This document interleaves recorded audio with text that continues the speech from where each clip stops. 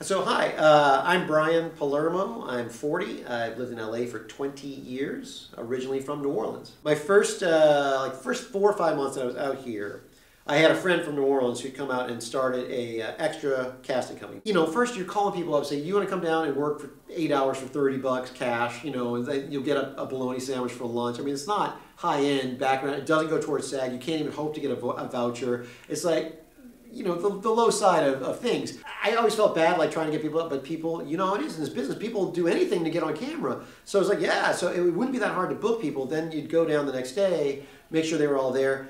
So we were doing literally a Roger Corman film called the Red Death or the Red Plague, something like that. It was a period piece, and you know, I had like 10 guys who were dungeon mastery, slave prisoners, whatever, that kind of realm. Well, I got there and the director or the AD, whoever's talking to me, said, okay, I need these 5 guys, they're the biggest guys, they're going to be the guards, but it's an orgy scene, so I need 3 of them to be naked.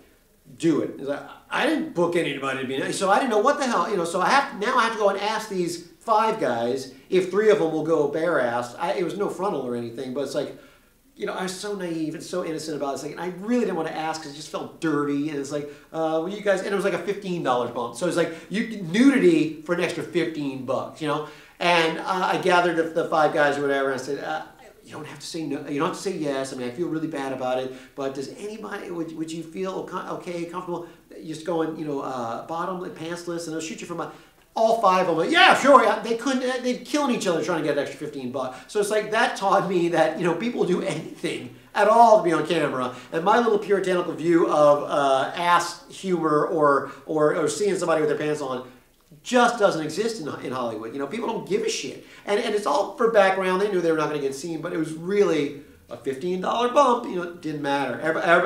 They all 5 of them wanted to do it. They couldn't wait to get their pants off. You know, I felt horrible. It was a weird moment, but after that, it was like, all right, this is what I've chosen. This is the world I'm now in.